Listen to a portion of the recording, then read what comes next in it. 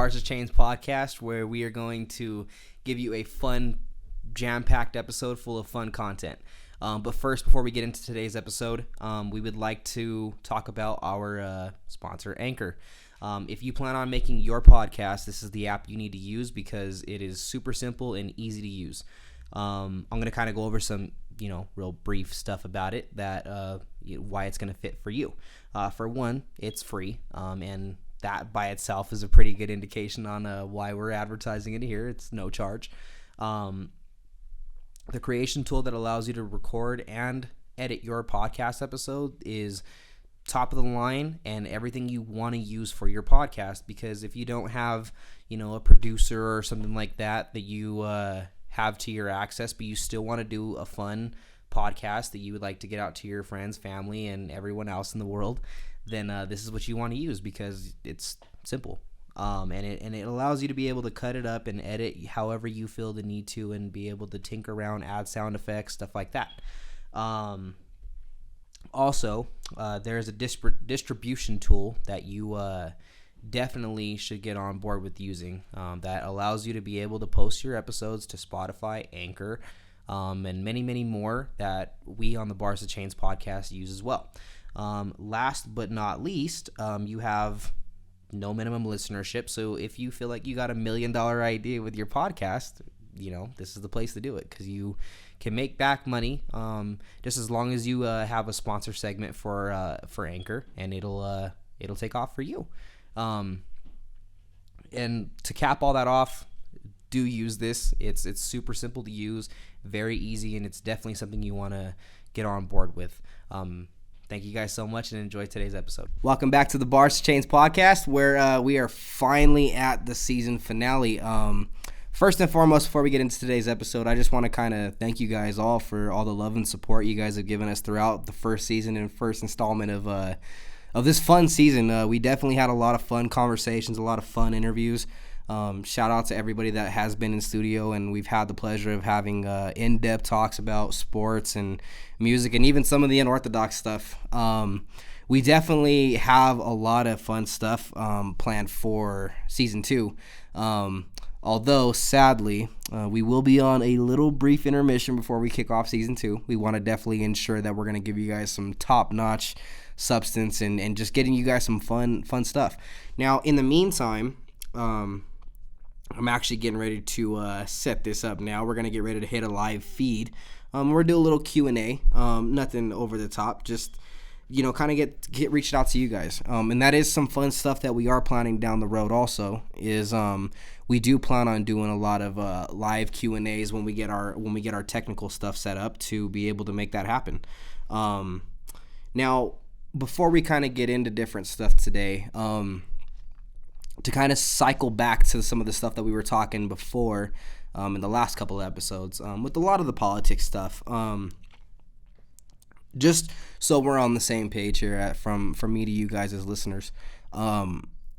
Politics is one of those things, guys, that it's not necessarily something that we have to emphasize all the time.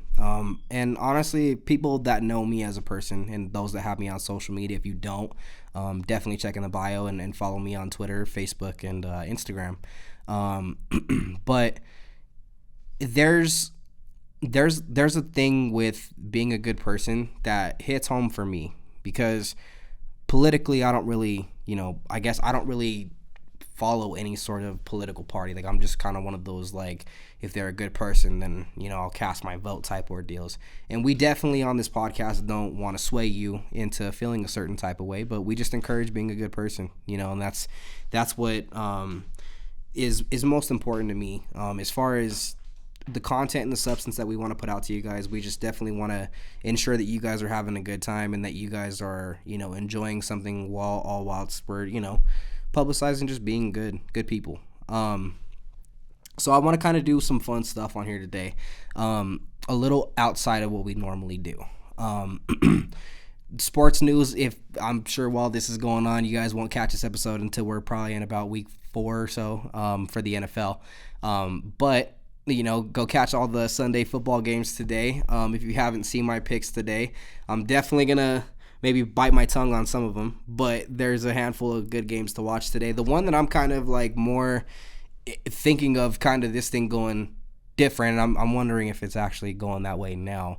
But the Atlanta-Chicago game is actually one of those sleeper games that I feel is just it's super kind of hit or miss. Like you definitely could have a team pop up out of here and it being solid for who is in that game. I mean, the trio for Atlanta is definitely something that's noteworthy in my opinion. I know a lot of people kind of sleep on that team and their record doesn't really reflect how good they are.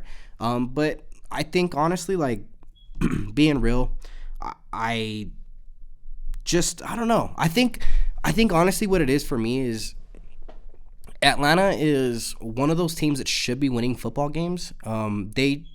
I like Matt Ryan and I like him as a quarterback, as a person. You know what I mean? Like he's a definitely true leader.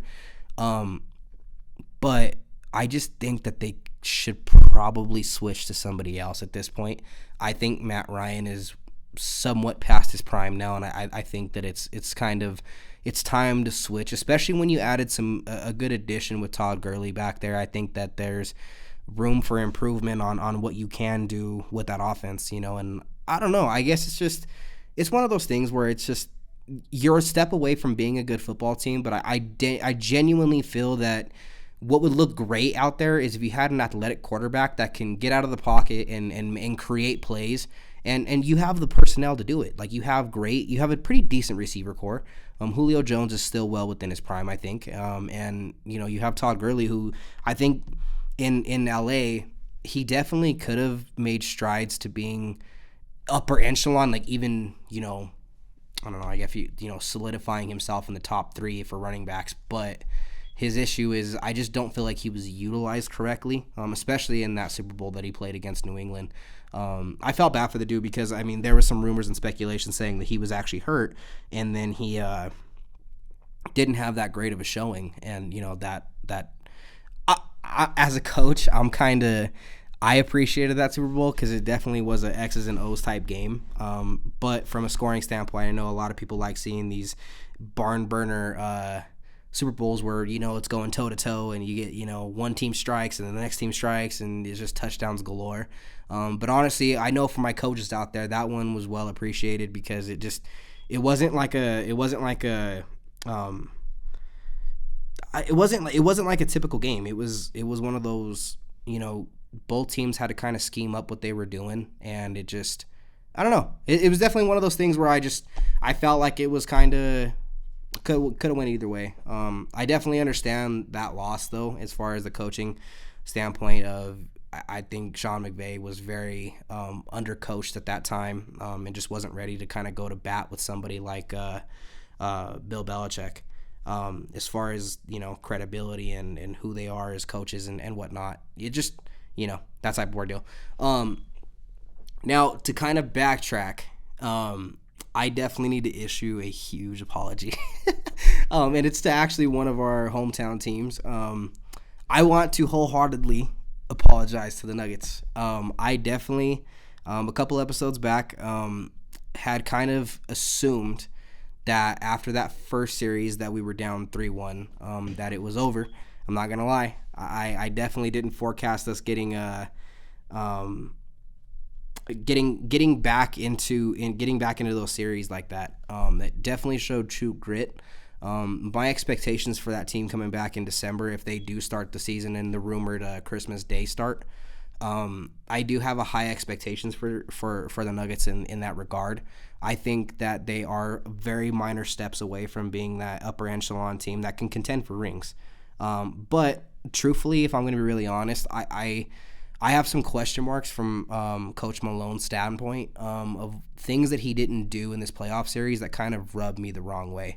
And first and foremost, I think it had a little to do with some key players that were not really featured in this game, or really well in this last game, I would say, because it's so frustrating because I genuinely feel like there was some interesting things that didn't happen that I felt like would happen at this point because of how they were starting to look like they were evolving to using younger players as MPJ kind of had his showing, the very first couple of days, in terms of when they were actually running, with who they were running with.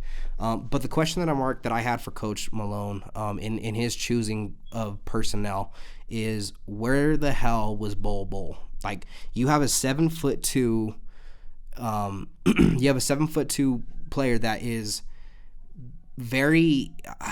I mean, it's tough to say that he's not good, because that's not even the case. Like, I would totally understand if, like, you felt like he was just not ready, or you felt like he was not up to the challenge, or whatever you felt the case was.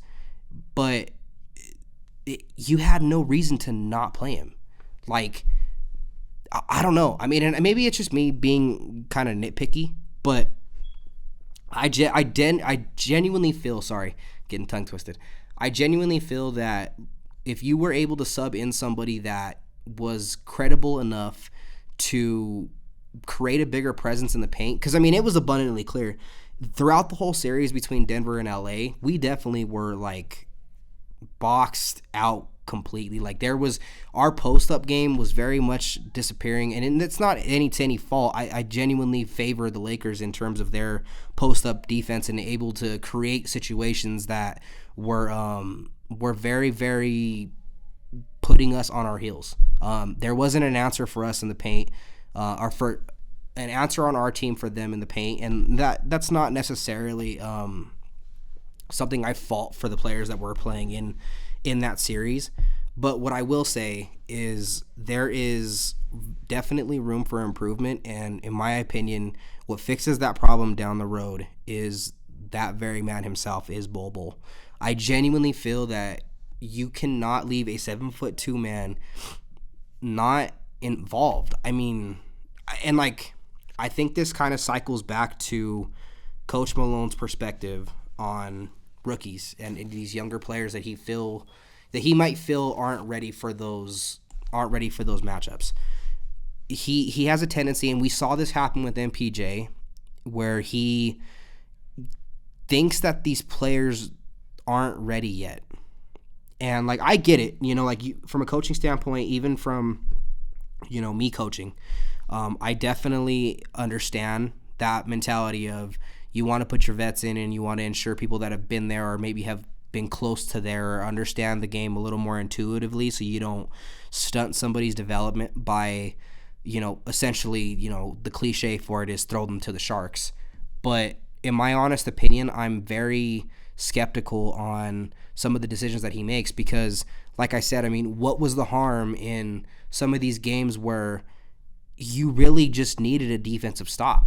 And he doesn't play any minutes. He doesn't even see any shred of light. I think the only minutes he played in that Lakers and Nuggets series was, if I'm not mistaken, I believe it was at the end of game 1 when the game was already out of hand. And they were pretty much dead time minutes. Like, they were just kind of, you essentially, that's your, C team going out there after your varsity team's getting blown out by 30.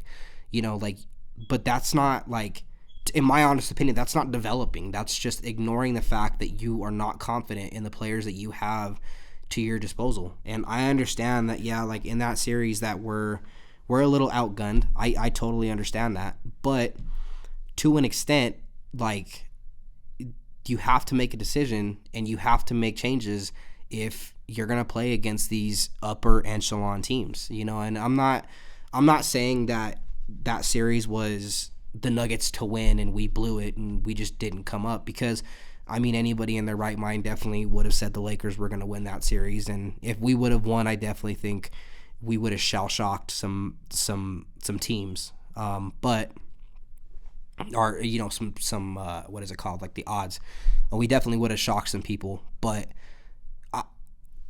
if you plan down the road to be able to compete, because, I mean, the expectation is for us to be back. That's for me, in my opinion. I think once we've already kind of opened that can of worms of being able to play and get to the Western Conference Finals, I definitely expect us to go back. Now, I don't expect the same result if you make the correct adjustments.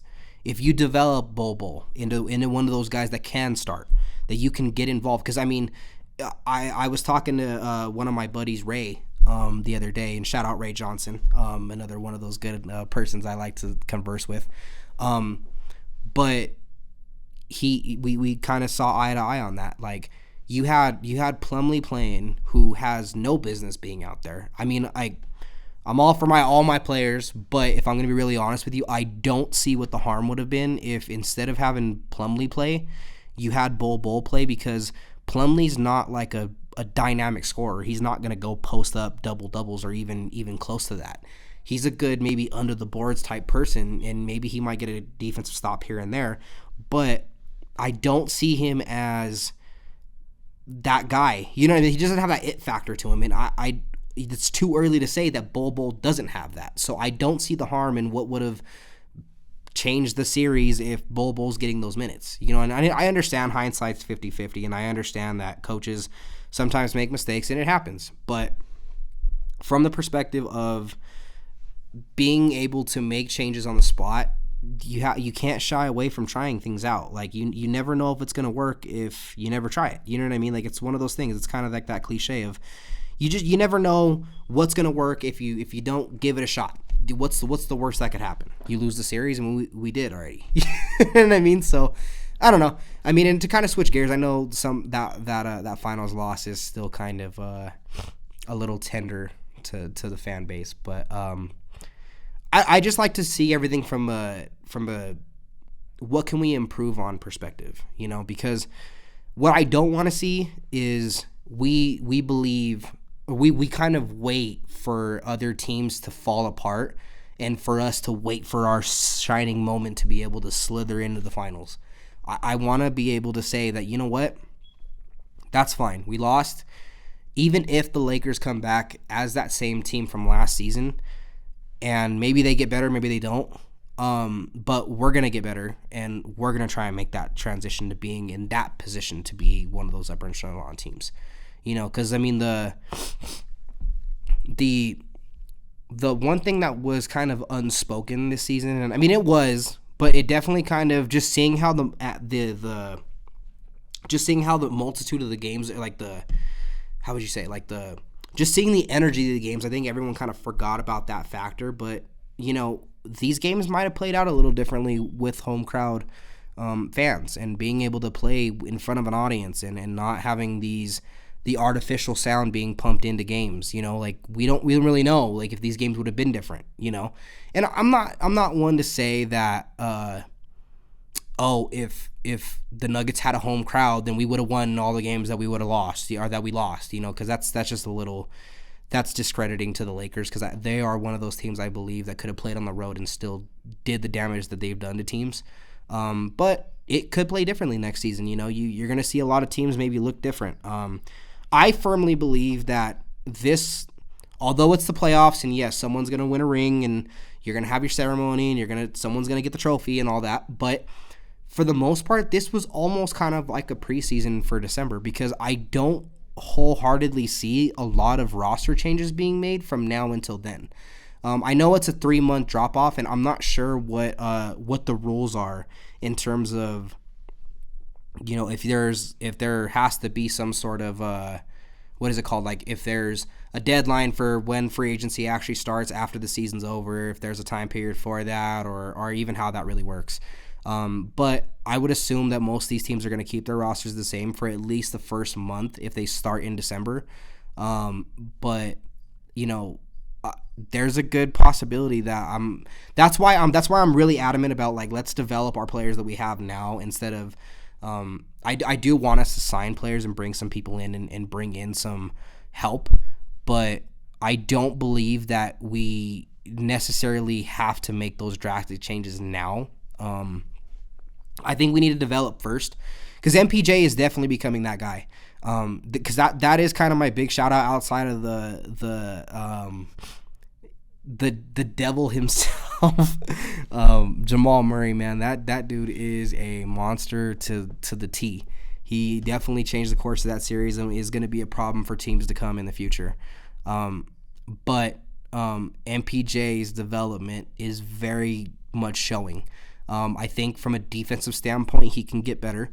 But from everything else, I believe that he's on his way. You know what I mean? I think that as long as he doesn't sustain any injuries or, keeps himself healthy and doesn't have to face anything that he's going to have to, take a detour in his career for, I think the future for that man is bright. And that's just my take on it, Now, from all the rest of the teams that are still eligible for the finals, I definitely believe that it's going to be the Heat, who LA will see in the finals. For my prediction, I don't believe the Heat can hang with LA. As much as I want to see a finals go to game 6 or 7, I don't think it's an impossibility for the Lakers to close out the Heat in 5. They're just too strong, man. That team is very, very well put together. They're a very well-oiled machine, and I'm not even going to lie. They're a very good coach. They're very well coached. They don't shy away from adversity. When they're down, they don't tuck tail and just call it a game and say, we'll get it on the next one. They are like, hey, you know what? Until the final buzzer rings, we're gonna play it to the very end, and that's something that I think the Nuggets can kind of learn from. I not that they haven't, because I mean definitely they are a fighting team. If you don't come back from a 3-1 series twice in the same playoff run without a fighting spirit, but we need to kind of further read what these teams are doing and just kind of develop our own ways and our own game and our coaching and our player capabilities and developing these players into off the bench type guys, because that is kind of the unspoken parts of this series is we have a great starting 5, but like I'm cycling back to the bull argument, you have these dudes that are 7'2" forward or center, depending on where you put them on the court, and you're not using him for the sake of just not using him because you don't believe that he's going to make strides to being good. I mean, that was kind of the screw up that we had with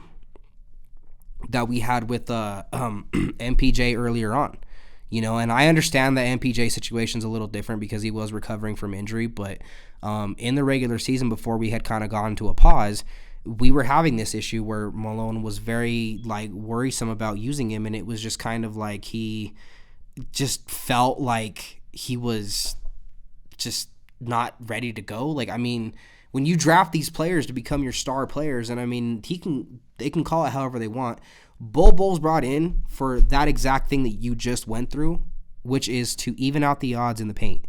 And you didn't use the one man that could have maybe helped out a little more than Plumlee. I mean, I get it. Yeah, they're both bigs, but there's a big difference between Plumlee and Bull if you're going to ask me that. You know what I mean? If you're going to ask me who I want, it's definitely one of those controversial things. I don't think it's anything that we have to, disintegrate the whole team over or even really have to I don't know, change up. It's not anything drastic. But if you want to make strides to being better in the future, I genuinely believe that you have to start carrying yourself with a little more composure of believing that you can hang with teams if you start making these adjustments early rather than waiting to the very last minute next season to try and change things. I'm going to kind of go around the horn on this one, guys, and our next thing that I want to kind of talk about is all the fun stuff that we have planned for season 2. Oh, there it is, Armani. Big shout out to Armani, by the way. We have shouted you out on the podcast before, but I love those beats, brother, and you got to keep that fire coming, man. I'm excited to see what you're producing next, so keep me in the loop, and I'll definitely review anything that you're involved in. His Q&A comes in as Lakers versus the Heat, Lakers in 7. I'm actually we were talking about this before. I'm very much believing that it's actually Lakers in 5 or 6. I don't believe the Heat are going to give them that much of a how would you say, much of a hesitation. I believe the Lakers are a team they're on a mission. They are not going to be stopped, and they are just going to get to the work. They're not going to leave games behind. I believe that they're going to make the adjustments that they need to on Jimmy Butler and make him so kind of almost like how they did Murray, because in the latter games of this series, they realized that Murray is a credible threat, and even watching him in all the other games that they had already watched him in prior, they just took him out of the game. And at that point, if Murray's not dropping 30 to 40, you're not winning games. And I think that is something that kind of coincides with Butler. If you make him non-existent, there is not a whole lot of room on the rest of that team to say that they're going to carry it and they're going to take on the load. With the Nuggets, I believe that they had more options than I think the Heat do. And I mean, maybe it's a little controversial because I think with the Heat and Nuggets series, definitely would have been interesting. But I don't see the Heat being as diverse as the Nuggets. I don't believe the Lakers are going to have that much trouble with them unless the Lakers simply let off the gas and they let a couple of games get behind them. That's the only way I would see this game or this series going the distance. But I do believe that the Lakers will be walking away with it regardless if it's in 4, 5, 6, or 7. I don't see anybody else hoisting up that trophy besides LeBron himself. Now, to kind of cycle back into some other stuff that we're going to kind of get into today, all I will say is you guys are going to have a lot of fun in Season 2. And here's why. Is because in the past, we haven't really gone down this road of episodes. We did with our, if you haven't seen that one as well, go check out our Wet Ass Podcast episode. That one was a fun one, but we definitely want to start attracting our more female audience. You know, we definitely see you guys out there, and we definitely appreciate the love and support that you guys have given us across the board. Everyone that has, but as a diverse podcast, we definitely want to not just make this ESPN Part 4 or whatever. You know what I mean? Like, that's our goal here, is to bring the fun content that you guys love to see and hear. So yes, in our we've hinted at this before, but yes, it is very true. We do plan on bringing a couple of OnlyFans girls on here, and we're going to talk, just kind of talk that spectrum of what's going on lately. It's a controversial topic that I don't feel that needs to be hidden in the dark or just, so to speak, only on social media. I believe that there's some banner that can go back and forth in terms of how people view, I guess, sexuality in that regard. Now, barring that this is a music and sports podcast, we are going to make this a little more, how would you say, like, we're gonna make it a little more interesting, because there are some ties in music nowadays that are appealing to that kind of audience. You know, there's your Cardi B's of the world, there's your Meg Thee Stallions, there's your let's see, back for artists that I appreciate on my own regard, you know, dating back to even the Missy Elliott days, you have Eve, Trina, and even some of the bar spitters that are more versatile, that don't really use sexuality to kind of advertise their music, like sorry, I'm gonna butcher her name. Snow the Product.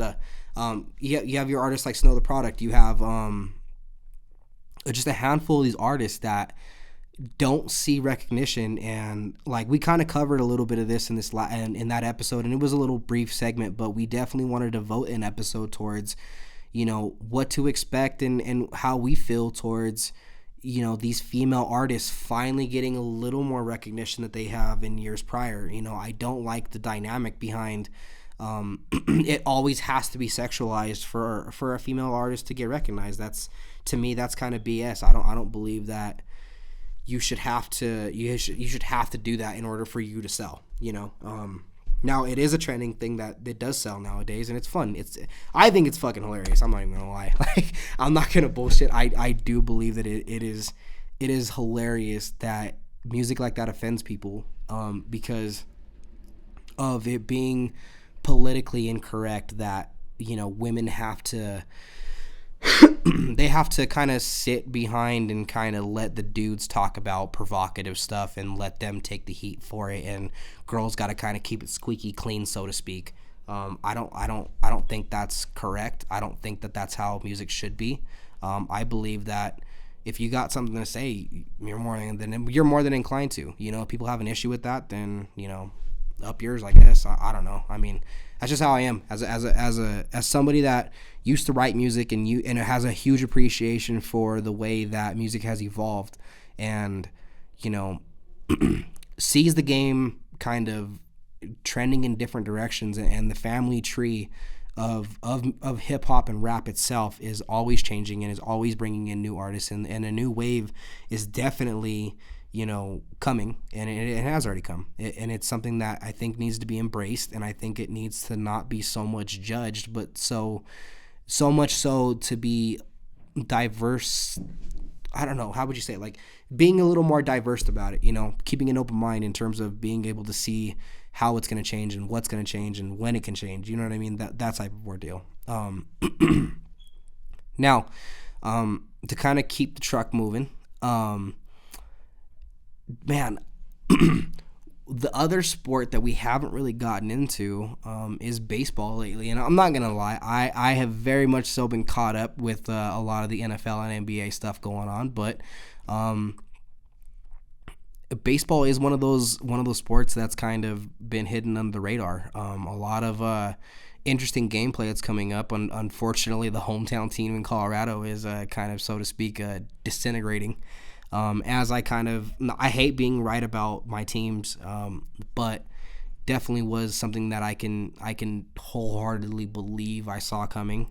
Without a pitching staff that you're trying to incorporate and bettering that pitching staff, that franchise will never evolve. It'll never be a winning ball club. It just won't happen. And I hate to say that because I think we do have a good amount of hitters that can actually make a difference, but until you can actually get pitchers that can close out these games, and if the sticks are going and you get that going, and you don't put so much reliability on the rest of your team to show up and save games for you, I don't believe we make strides towards being that solid team.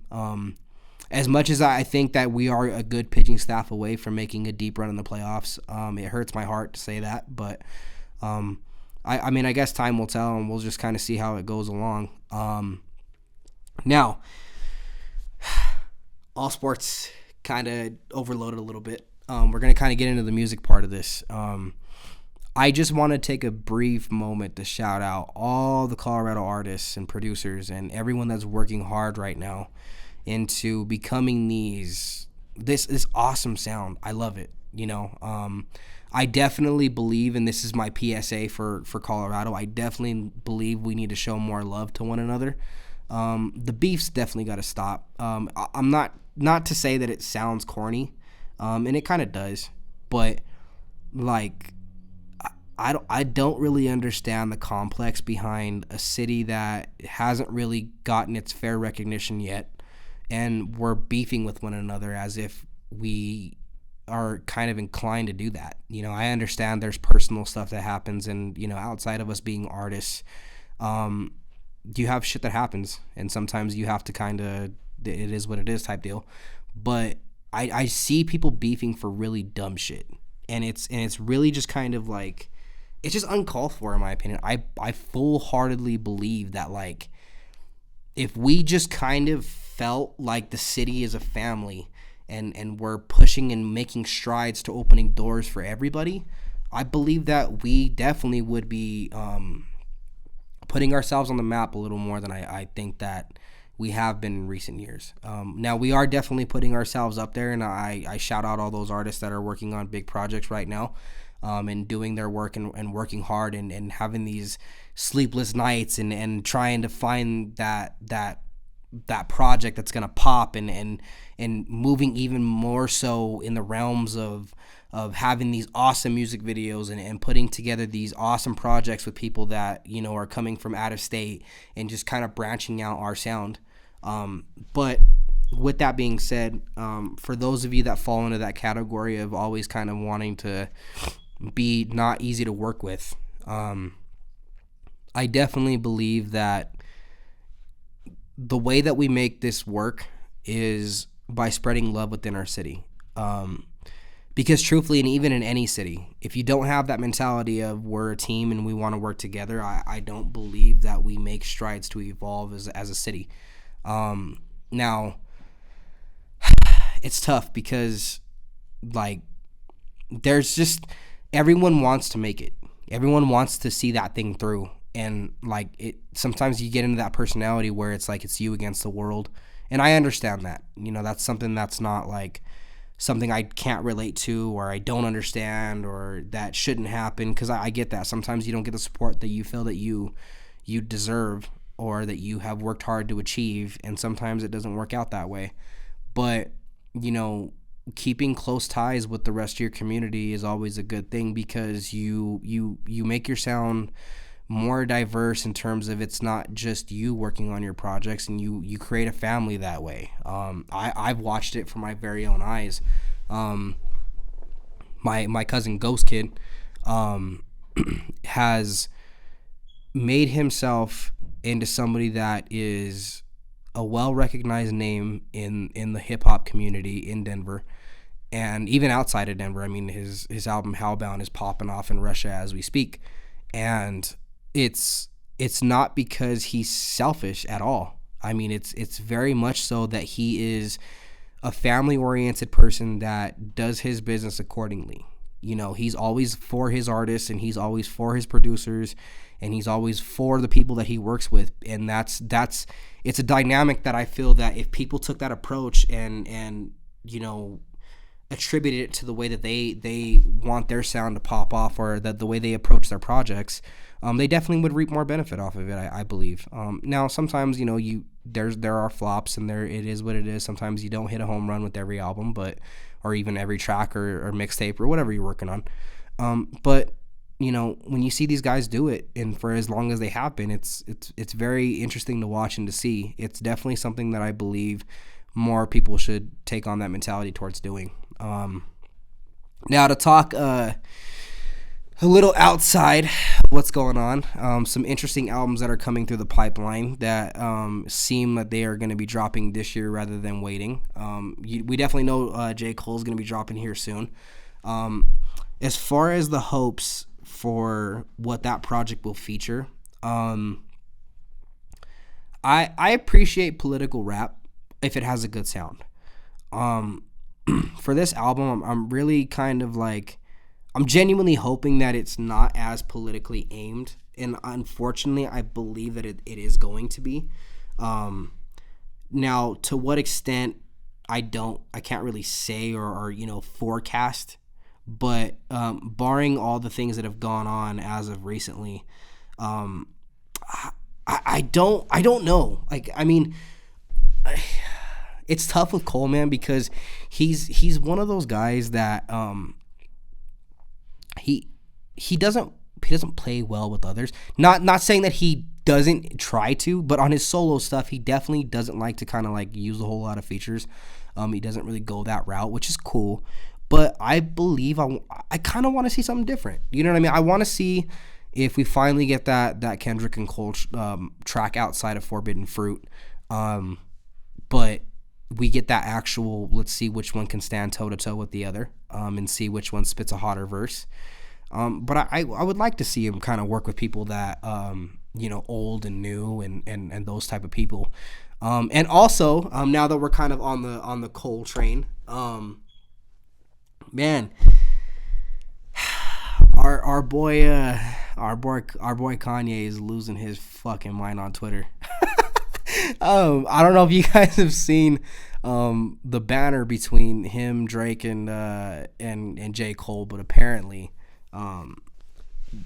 Kanye wants a apology from Drake and J. Cole, which to me, in my idea, because I hate to say that, and I mean, I know I was just talking about how I don't like seeing beefs in my own city, and I don't. I mean, beefs in our own city is the last thing we need. Just seeing how sometimes these things have popped off as violent, they have made strides to cripple the community a little bit, and I don't like that. But from a professional hip hop point, as long as nobody's getting hurt, I don't see the harm in it. But I definitely believe with Kanye kind of, so to speak, putting out the bait himself, it'd be interesting to see if Cole kind of drops like a middle type track and goes at somebody that he once aspired or was inspired by in his first set of mixtapes. But I want to see J. Cole in a little more battle rapper mode. I want to see how that diversity in his bars and breaking down his substance and seeing it make a change, seeing it kind of pop off, and see if we can get Kanye into his it hurts because I know the man's in a different place right now, but we definitely need to see the side of Kanye come out where he's he's a little more abrasive. I think when he takes on that mentality of wanting to kind of push through an album for the sake of proving people wrong, his music tends to pop off a little better. This peaceful route, I'm all for the artist peace, mentally, but I don't know. Like I liked his last album. What was it? Jesus is King, because it's relatable to me. But from a hip hop analyst standpoint, I definitely want to see him kind of revert back to a little bit of his old sound. I'm not saying go college dropout like how all the old heads say, but like let's see you change it up a little bit. Let's see how you kind of evolve to people kind of having a target on your back. I mean, as much as I hate to say that, but with Drake and J. Cole, they definitely don't have a huge appreciation for Kanye, and I want to see how these moguls of hip hop kind of see who puts out better projects, because I don't, and I've talked this before. I believe it's actually on the last episode, but part of me believes that we actually may not see another project from Kanye, and I'm speaking that due to the idea that he seems a little out of his rhythm. Again, if you guys follow him on Twitter, he definitely had mentioned that he was not going to put out any projects until his contract with Universal and Sony is up, which I haven't really been able to find any details on that contract or when it expires.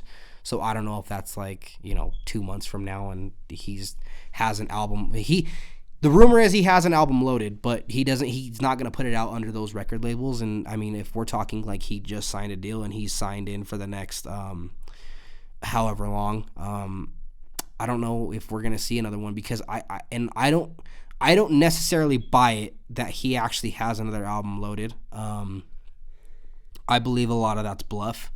I believe that he is in a mentality where he is just so out of sync with reality that it just, I don't know. Like, sometimes it worries me because I worry for artists, and I know that everyone's like, oh, they're puppets and they're celebrities and they don't care about us and we shouldn't have to care about them. But at the end of the day, they are people just like us, and I understand, you might see something they post one day and it pisses you off or whatever, like, okay, boomer. But they are people too, you know what I mean? Like they are people that have, emotions just like we do. And I don't feel that he's in a space where his creative mindset's going to kick in. And it's weird because he's never really been that way. Like he's channeled his anger and his heartbreaks and his bad energy, if you want to call it that, into turning up really good albums. But this is a little different. I don't think that he's in a spot where he's creatively gonna bounce back in a way that everyone thinks he will. He might have an album loaded now. Whether it's good or not is still up for debate if it ever drops. Being that the critical reception for Jesus is King was not highly regarded. It was to a selective fan base, but it definitely wasn't across the board. And this is one of those very first albums by Kanye that just kind of didn't resonate with most people. It's just like I said, Kanye's just he's an interesting person. He's somebody that you just can't telegraph. I mean, that's awesome. I like artists that are like that. I like when people aren't, I like when they're so different in their own regard that you don't really know what's next, But if I'm speaking from a perspective of what I feel is the case and how I feel is the direction that he's going, I don't know. I just I don't feel that it's healthy for him right now. And I mean, I definitely send my positive energy and prayers to the dude. Definitely needs it. But we'll see what's in store. Now, projects that have been hidden to the public and haven't really been said much about since last time I've heard about it. We have mentioned this before, and I'm going to try to not go so much into topics that we've talked about. But this is a project I feel is important for the people, and I believe it's going to be, if it sees the day of light and it actually comes out, I believe that it's going to be one of those projects that is definitely going to make a difference in terms of how artists are approaching the business aspect of what they're doing today, which is it's not titled, but it is the Nipsey and Meek Mill collaborative album. And here's the reasons why. I know people feel a certain way about Meek Mill. A lot of people think of his beef with Drake and that his career's over and whatnot, which is just bullshit all of it in and of itself. But that album could be big for two reasons.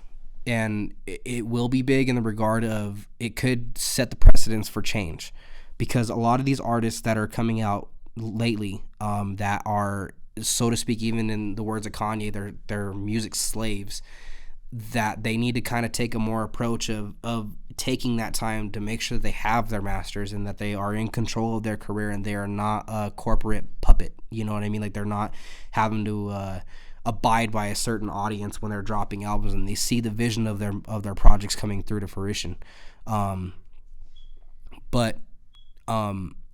it obviously anything said by Nipsey is very appreciated, and Lord bless his soul, was a man that we lost way too early.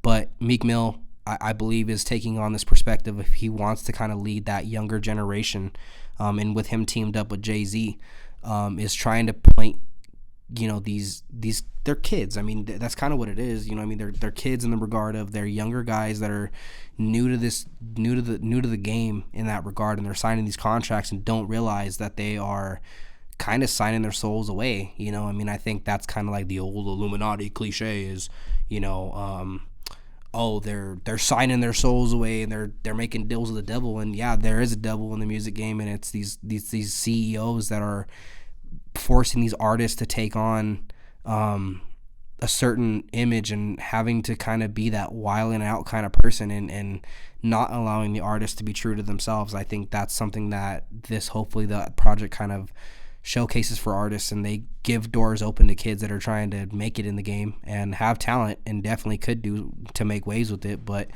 are unfamiliar with the business aspect of music and not being able to understand that when you sign a contract, what you need to look out for and have a lawyer and have have somebody that's a representative for you that understands what you're signing on that piece of paper, rather than the old school Jerry Heller type deal where you're signing these contracts and you don't even realize what you're signing until it's too late, and you've already missed out on millions or missed out on what you could have earned and whatnot. It's not just me. I mean, that's one of those projects that I feel not a lot of people know about, and I feel that it definitely is going to be something that people need to pay attention to. Not just the songs itself, but what hopefully the meaning of the album is, and opening doors for these younger generation of artists to be able to make waves. The next thing in music I want to talk about, and now that like I said, we have our live stream going, so chime in if you have heard about this or want to kind of converse with it on me on the air while we are live for this little brief time. Have you guys heard about the story that Jay-Z, and this is alleged, so I'm not gonna put myself in case this is false or if it's something that maybe I misinterpreted, but I'm pretty sure what I read is very real. That the issue with Jay-Z and Kanye, and like I said, it's allegedly, was that Jay-Z had sold certain, I don't know if it was rights or if it was some sort of something with Kanye's music, and it might have been his masters, to obtain his own.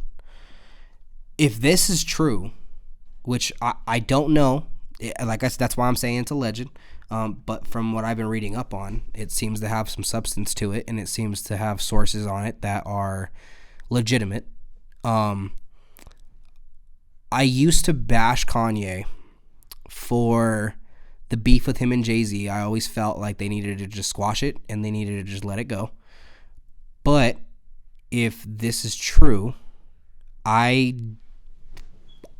can understand why Kanye is the way he is right now, or has been as of lately. And a lot of people pointed the finger at him, saying that he was difficult to work with, and Jay-Z's on to bigger and better, and he's leaving basically kind of like a little brother behind, to see out his own goals and admirations. And that was before 444 came out, and people were like under the assumption that Jay-Z was done, and that was kind of him leaving off, and he just didn't want to work with Kanye anymore because they were on a different spiritual plane, if you want to kind of call it that, I guess, mentalities.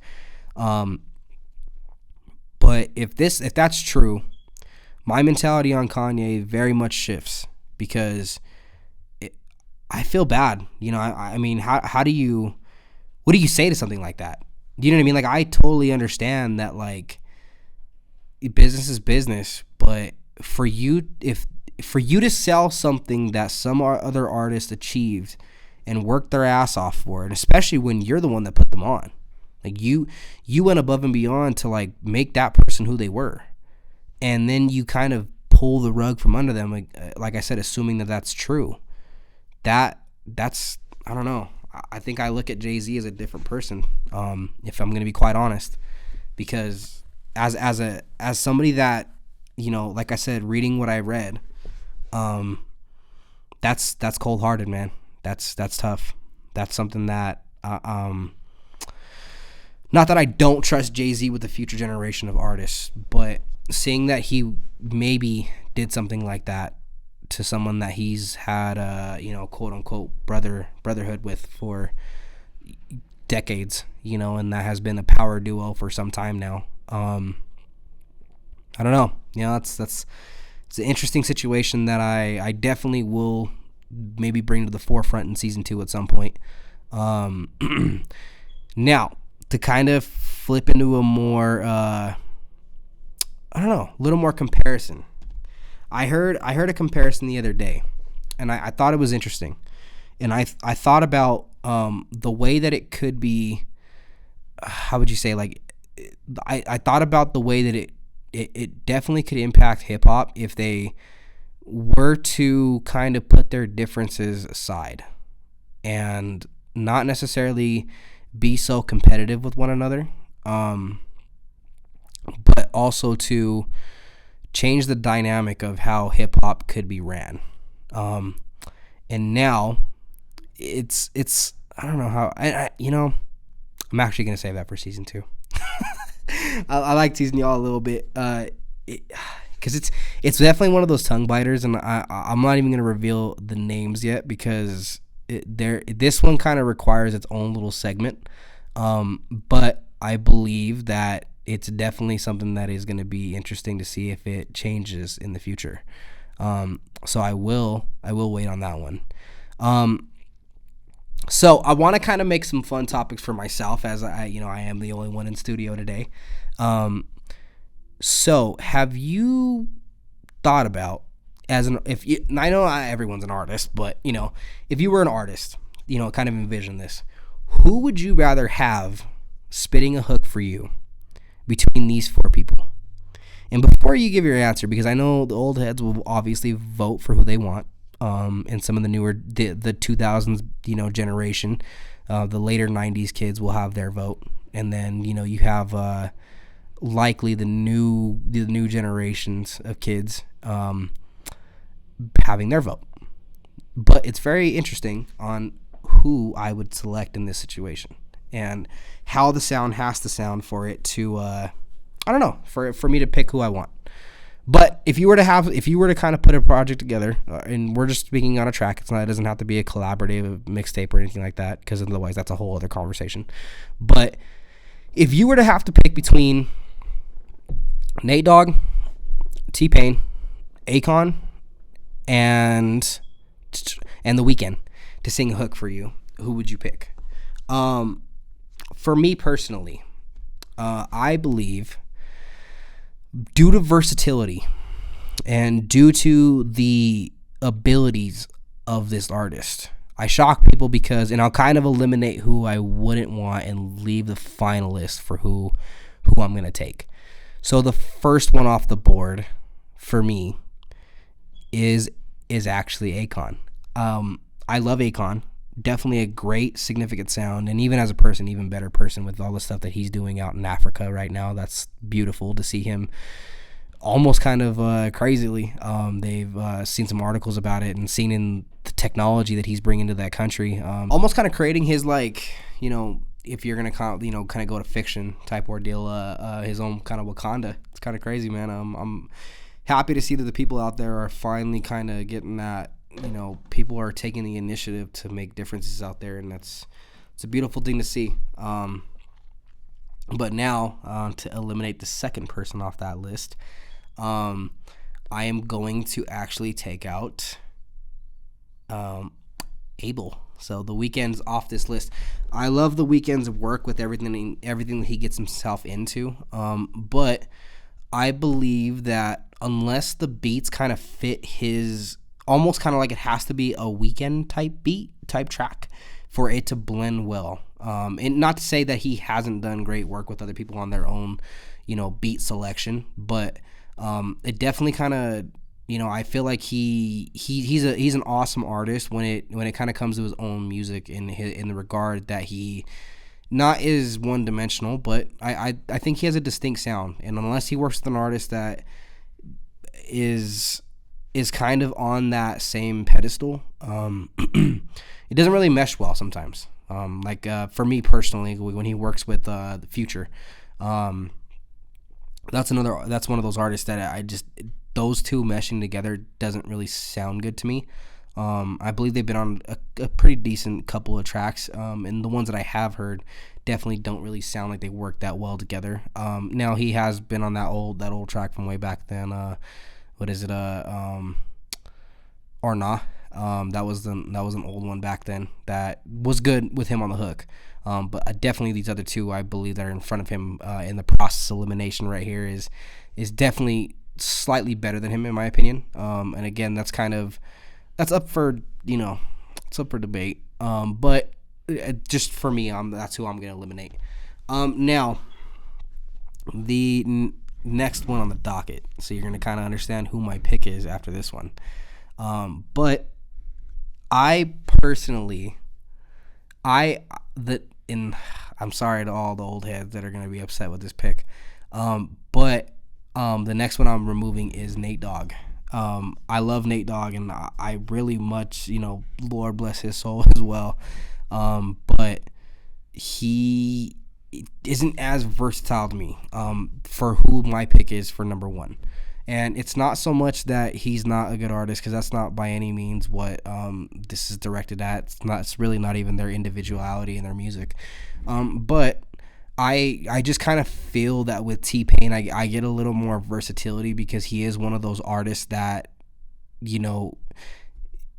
there's king of pop and there's king of rap and there's king of this and king of that. But that man is definitely the king of autotune. And he kind of paved the way for a lot of artists for, using that level of autotune to make it pop, because, a lot of people that kind of point that direction to who kind of made that happen more so was Kanye. But in my opinion, and this is because you're pulling it all the way back to like that, that time era when T-Pain was, popping up everywhere. I felt like he kind of had more of that, that sound to him, and a lot of people they didn't necessarily try to mimic it, but they definitely it seems obviously he's still making a big impact today, based on the work that he did with on that Tory Lanez project, which whole other topic for another day. But I genuinely believe that he paved a little more of that auto-tune sounding music and making it a little more diverse in terms of how he utilized it and the sound that he laid the groundwork for artists to kind of, not, like I said, not mimic, but kind of use later, and it's definitely made a huge impact that'll change things forever down the road. And even now, like, he's still making music. One of those albums, and we will kind of get into my top 10 for 2019 in season 2, but it he's still making good music. I mean, even like I said, from '08 or from 2005 to 2008, he had very underrated music in my opinion. That, and not necessarily that it was bad or anyone thought it was bad, but people don't really view those albums that he put out as something historic or that changed the landscape of the way that music is made today. A lot of people that point the finger towards Kanye's 808s and Heartbreak and everything after that, that kind of landscaped how artists go about their music today, when it it was kind of T-Pain in that earlier regard in terms of utilizing auto-tune and having a different sound like that. Now, T-Pain's beat selection was a little more, you can tell Convict Music had their ideas in terms of how the beats were going to get done, and the features and whatnot. And rather than, Kanye's, 808s and Heartbreak time era where he was kind of like, in more control, it seemed like, in terms of what was being put out. Whereas I don't really see that, T-Pain had maybe that accessibility, and he might have, but he kind of seemed like one of those corporation kind of guys where sometimes you can kind of see that some songs were repetitive and it just kind of didn't click all the way through. But he definitely had some heat seekers that I think that today's generation artists take away a little bit and try to kind of move forward with doing in their own creative way. Now, I said earlier I wasn't going to kind of get into this one. I was going to save it for season 2. But the situation with Tory Lanez and Meg Thee Stallion is very controversial and is interesting in regard to how much it's really not being talked about now and how big of a situation it might come back to be later. Because Tory Lanez, before he did all that, was arguably sitting at the top of hip-hop, and he in my opinion, he definitely is someone that I view that if this situation doesn't, so to speak, kind of Chris Brown his career, is still on his way to kind of make that huge jump. I'm not by any means okaying what he did. I think what he did was very disgusting, not cool, not something anyone should do. I don't ever advertise anyone using guns on anybody. But yeah, that was kind of a fucked up situation.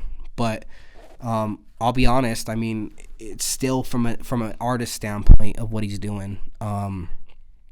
He has the versatility as long as he keeps up intricate beat selection and keeping himself into that element of being able to put out bangers. He could very well easily take over hip-hop later. But like I said, with this situation, I'm looking at it more from a legal standpoint, because they haven't really said much about, like, if she's going to take him on charges, on, lawsuits. There's a lot of things that can kind of spur out of this, because, and especially now with that track WAP that's trending on, with her guest appearance verse, or a couple of verses, I should say. It's something that might be problematic for his career later down the road, because we've seen these situations happen where, when you are a higher stakes person and the person that you happen to hurt is also a higher stakes person, those courtroom battles can be sometimes kind of monopoly, so to speak, with them it turning into a shit show, if you want to call it that, like kind of, yeah, I mean, a shit sandwich, I guess. But I don't know, like, I'm really interested to see how it plays out, because like I said, before Tory Lanez did that, he was somebody that I paid very much close attention to in his career, and seeing all the different sounds that he kind of brought back to life with his I think it was the Chicks 5 mixtape that he did with all the old samples, and he sampled a lot of old classics from the thousands and made it into his own. And with this new album that he, what is it? Sorry, I'm like drawing a blank on the album title. Was it Toronto 303 or something like that? Or hold on, sorry, give me 1 second. I don't like.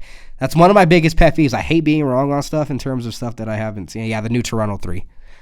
So that album by itself was very interesting. And actually, oh shoot, I'm just seeing this now. He actually just put something out What's today's date? I'm losing track of my dates. September 20th. Yeah, so just last night, 2 days ago on Friday, had put some new stuff out that is very, hopefully interesting. I'm wondering if he talked about some of the stuff that he had done. Yeah, I'm definitely have to give you guys a review on that one for our opener on season 2. To kind of point you guys in a little direction. I know we haven't really talked much about season 2, just in the OnlyFans chick episode that we're gonna kind of feature. But we definitely going to be more versatile in our album reviews. Joe unfortunately wasn't able to make it in today, but going forward, we do have a lot of plans for giving you guys some intuitive and dissecting these albums that are recognizable. They definitely need to be recognized, and I believe that it's something that not a lot of podcasts do. Not throwing shade, by any means. I love my podcast community, which, as a matter of fact, your boy was on a podcast over in Memphis. I didn't fly out to Memphis, but we did a Zoom call interview, and that wasn't really much of an interview. It was just a guest appearance, but it was fun. But if you haven't checked out my buddy Lee Deer's podcast, it's the Blurred's podcast. Definitely fun if you enjoy superhero stuff and you want to kind of shift your attention into a different platform. Now, what I will say is I'm going to kind of send a little shot back in terms of something fun I want to do while we got these last 20 to 30 minutes left on this podcast to kind of do something fun. So I'm going to create the craziest football game ever. But it's not going to be with actual players. I'm actually going to kind of put together and kind of get my X's and O's mentality on who I want in certain positions and kind of let you guys decide on, and like I said, this is all going to be on the spot here. We are going to try and do to the best of our capabilities on who I believe who should be in certain positions here. And it's going to be a real basic idea here. We're going to have, we'll have a wide receiver, and we'll have quarterback H, and a wide receiver on the right side as well. And then how many players is that? 1, 2, 3, 4, 5, 6, 7, 8, 9. And then we'll throw some slot receivers in there just to make it fun, because I know we have a lot of speedsters out there. I was gonna get this way. In our Marvel, and actually, I don't know. I think I want to make it. Should I make it Marvel versus DC, or should I make it Marvel heroes versus Marvel villains, or DC heroes versus DC villains?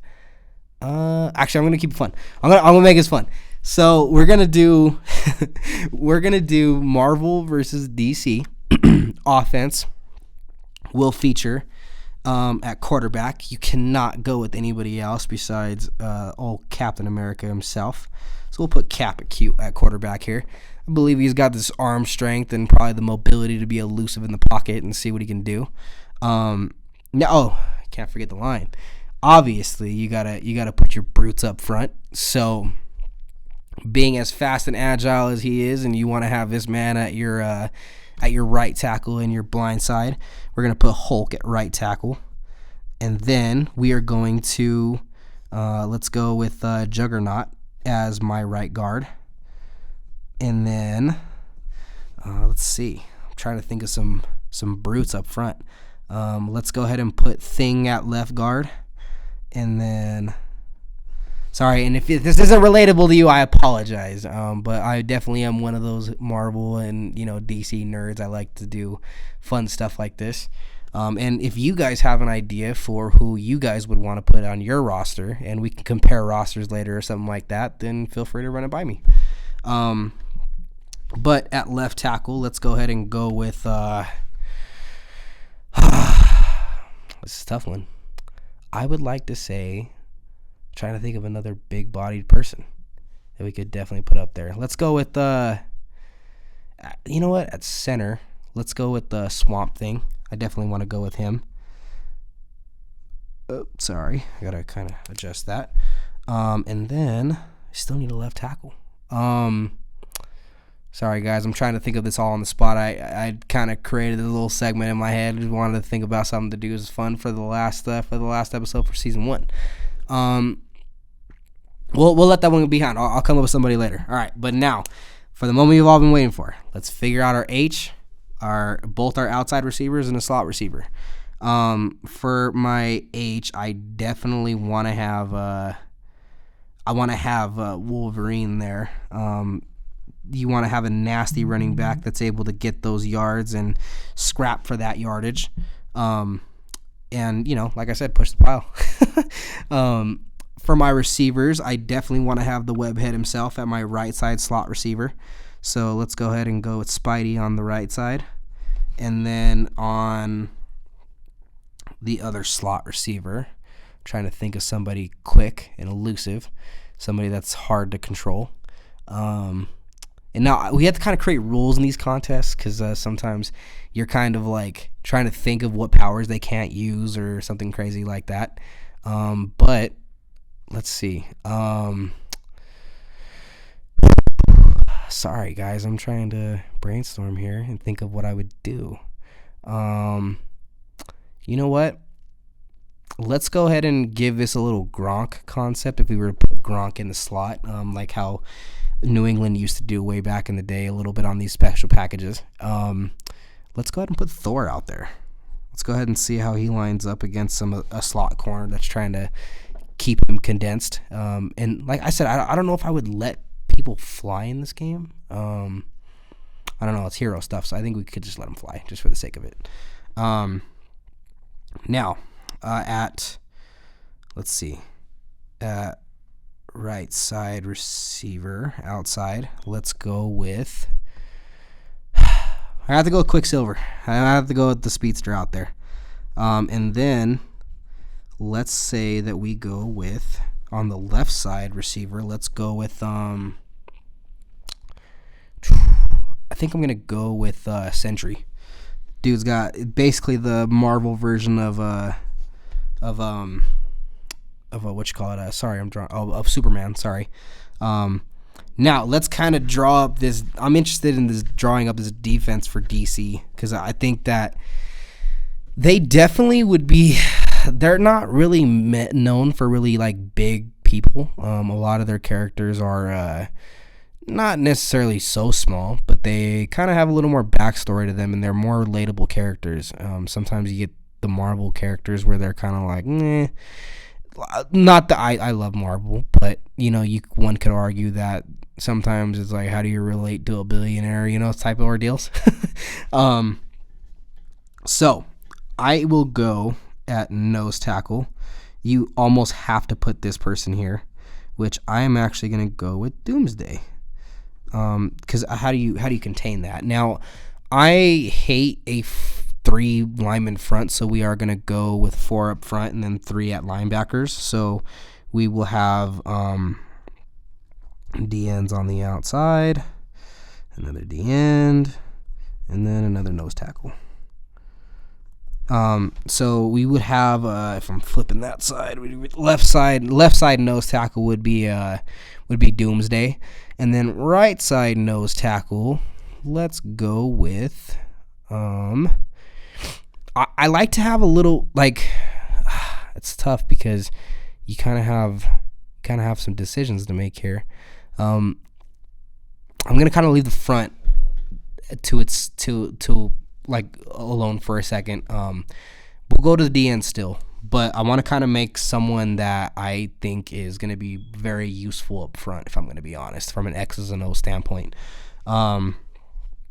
Sorry guys, I just got to draw the rest of this defense up, and we have 1, 2, 3, 4, 5, 6, 7. We'll go weak side linebacker, middle linebacker, and strong side linebacker.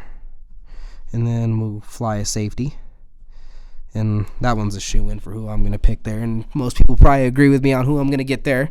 Now, so if I'm going to kind of draw this thing up and think of who I want relatably, you definitely want to have some speed at your corners. And obviously that's kind of a given. If I'm going to have Quicksilver out there, I'm going to draw his DC counterpart Flash and have at the other side corner, let's go with Because you can have villains in here, obviously, since we had Juggernaut on Marvel side.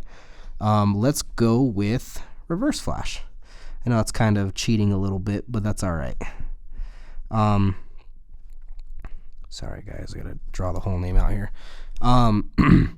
For free safety, we gotta have Superman out there. You can't have anyone else besides the Man of Steel.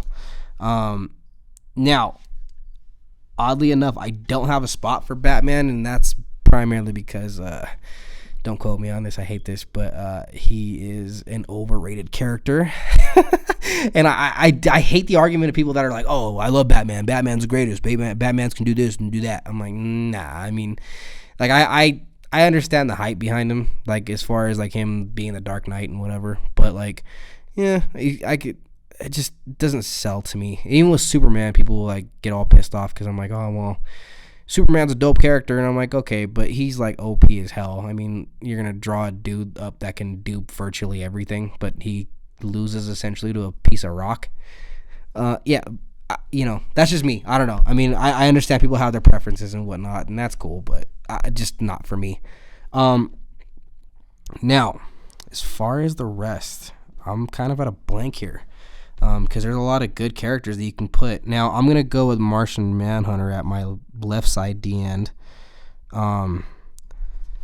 He's crazy, man. He's someone that can cause problems. I gotta kind of speed this up, guys. So I want to think of who to have out here, man.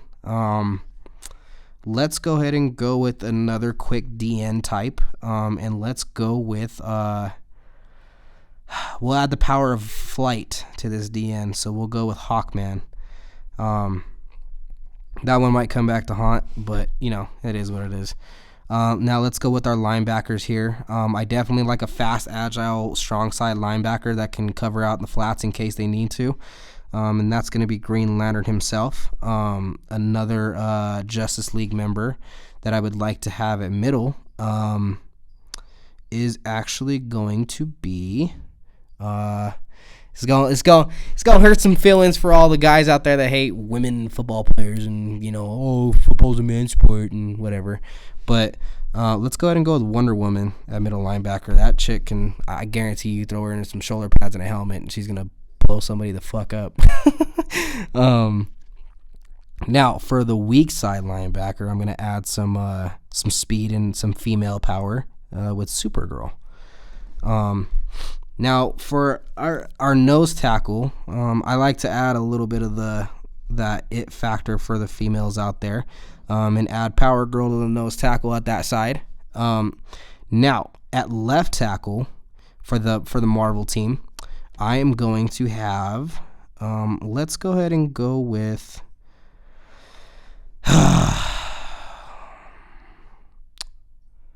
Damn, I'm sorry, I'm drawing a blank, guys. I'm trying to think of somebody that would be solid at left tackle that you would kind of not. I mean, you definitely want to have him have some size, but you definitely don't want to leave your quarterback stranded too with having a mismatch. But I would almost think that you would like to have. I'm actually gonna kind of go into the realm of something a little cybernetic.